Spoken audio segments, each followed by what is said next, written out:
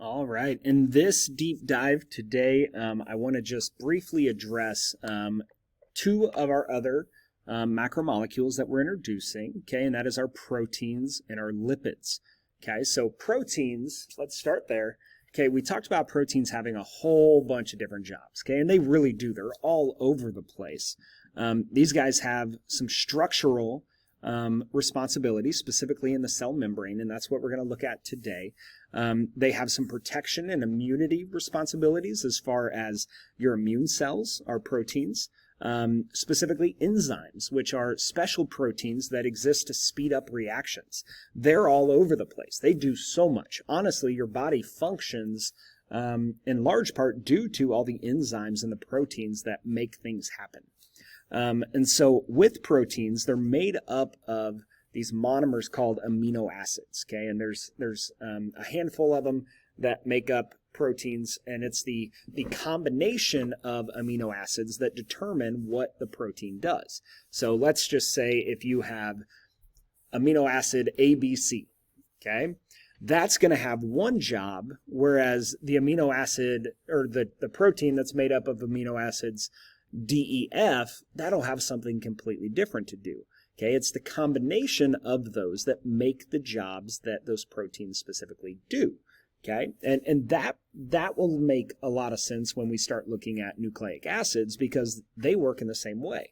The combination of its monomers determine its function of the polymer. Okay, and so with proteins, they work hand in hand with these things called lipids in the cell membrane. Okay, and this is really important, specifically to what we looked at on Thursday and Friday of last week, in how that whole process of cellular respiration happens, right? How we get the food that we eat into our cells to make the energy that keeps us alive. The lipids and proteins are so important in that process because that's what makes up the cell membrane, okay? And so something to know about lipids is that lipids are what are called nonpolar, okay? Water molecules are called polar, okay? So what this polar thing means is it's almost like a magnet, okay?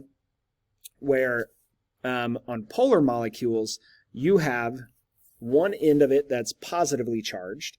You have another end of it that's negatively charged. And you can kind of see that here. This is positively charged here. This is negatively charged. Now, that is polar. It has two poles, a positive pole and a negative pole. And so that characteristic gives specific characteristics to the molecule itself and what it can do, what it can interact with, what it can work with and connect with and bond with and mix with and all of that. Nonpolar molecules like lipids, they do not have they do not have positive or negative ends. They have neutral ends on both. Okay, so they don't have any charge at all. Okay, so what that does is it prevents those things from mixing. It prevents polar molecules from mixing with nonpolar molecules. Think about it like a magnet, right? Magnets connect positive to negative, right? If you take a positive end of a magnet, connect it to a negative end of a magnet, they're going to stick. Okay, so polar molecules can combine together all day long.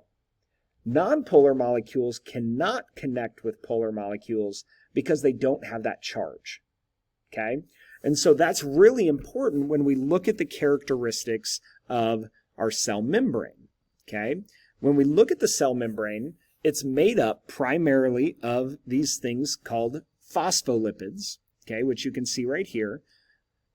At the top, you'll see a head.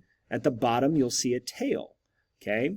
The heads hate water, got that reversed. The heads love water, okay? So they will mix with water, they'll touch water all day long. The tails, in fact, hate water. They despise it, okay? They're what we call hydrophobic, okay? And what that does is it creates one side of this molecule that wants to be touching water and the other side that doesn't want to be touching water. Okay, and so what we do with our cell membrane is we create these two layers of these phospholipids. The outer side wants to be around water, okay, on both sides, and then on the inside, that is hydrophobic. That doesn't want to be anywhere near the liquid. So when you think about this in relation to our cells, this is outside of the cell where there's going to be a lot of water, a lot of fluid, right? Because we are mainly made up of water. And then inside of the cell down here is going to be filled with fluid as well, because your cells need to be filled with fluid to keep its structure, keep its shape, but also to house all the organelles and the things that are floating around in it. But if, let's say, all of this was hydrophilic and it all wanted to be touched by water, this barrier that's created would never hold in place, because the fluids would just mix in with it, and those individual lipid molecules would just spread out evenly, dispersed all over the place.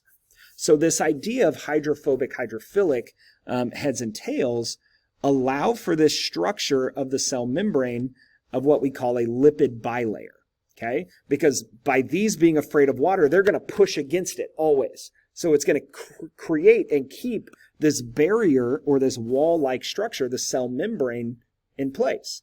And that's what houses everything within your cells and allows your cells to be a structural thing, okay? Hopefully that makes sense.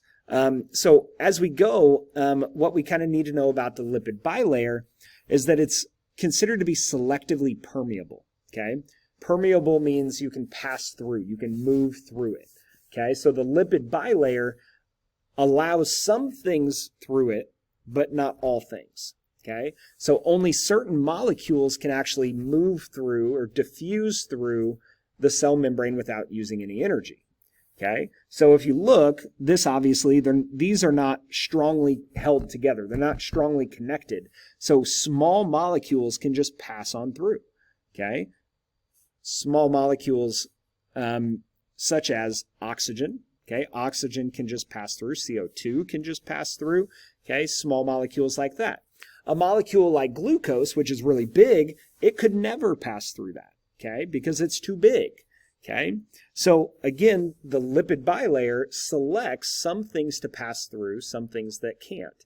And notice when we talk about the small molecules, they're uncharged, right? And that goes back to that idea of polar and nonpolar. If a polar molecule tries to pass through this bilayer, it's going to be rejected, right? Because the lipids are nonpolar. They don't mix. So the molecules that have to pass through the cell membrane have to be uncharged. So they're going to be nonpolar molecules, okay? Water can also pass through, okay? And water's a little bit different because water's going to pass through some proteins, which we're going to talk about here in a little bit.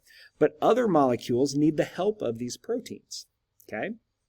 So if we look at these proteins, they're embedded throughout the membrane, throughout the cell membrane, throughout the entire surface of the cell, okay? And as you saw on the models we used in class, they're all different because there's a different protein for every type of molecule that's trying to get through, okay? This is saying here that large molecules like glucose, these sugars, they need a protein to get through. And then charged molecules like sodium and potassium that your cells need, they have to use proteins as well because, again, they're charged. Therefore, they're going to be, they're potentially polar, which means that they cannot mix together with those lipids, so they have to pass through a protein instead.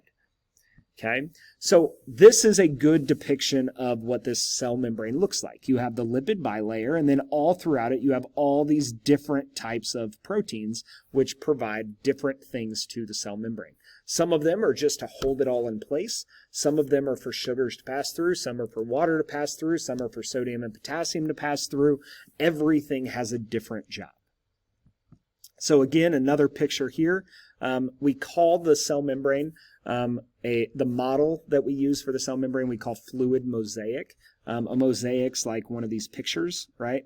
And we call it fluid because all of these lipids and proteins can move around throughout the surface of the cell membrane. They're not stuck in one place, okay? And so they're fluid. They can move around. They're not just in one position at all times. Okay, so one last picture I want to show you here as far as proteins. You have a bunch of different types, as you can see. You have transport proteins, which allow things in and out of the cell. You have anchor proteins, which hold the cell membrane together.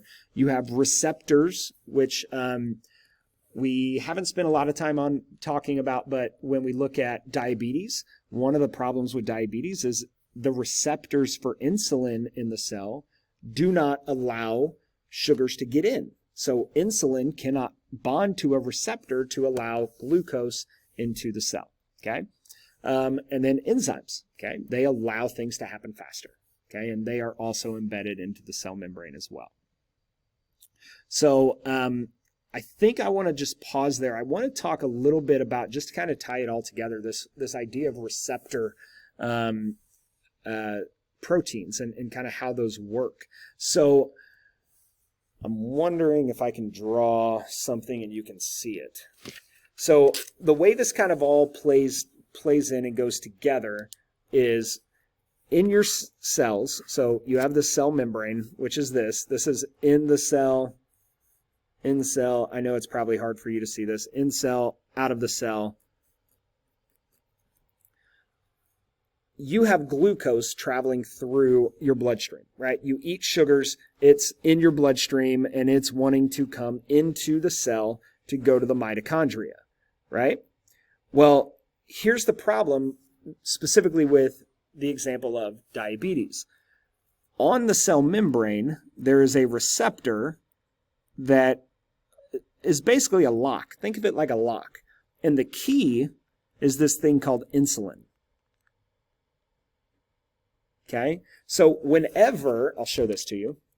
So whenever you have glucose that needs to get into the cell to go to the mitochondria to make energy, your cell has to use this guy insulin to fit into this receptor protein to allow glucose to go through the cell membrane. So think of this protein as being a locked door. This is the lock, this is the key. So the insulin has to bind to the receptor, which opens this door and allows glucose to go into the cell. Well, with type 1 diabetes, the problem that those individuals have is that this thing, insulin, doesn't exist. They don't have it. They can't make it. And so if they don't have insulin, this door for glucose to get into the cell can never open on this protein.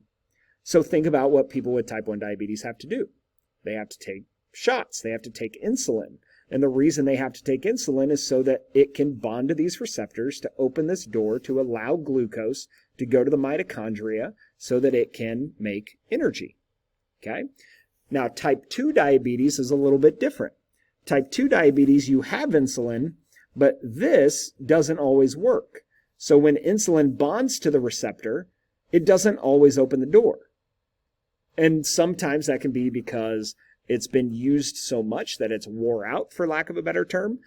Sometimes it just stops working, okay? But the big idea there is that you can't get glucose into your cells to get to the mitochondria to make energy. Okay, so hopefully you're seeing through all of this how these proteins and lipids and carbohydrates all kind of work together to make you work, to make you function, particularly to give you that energy that you need to survive.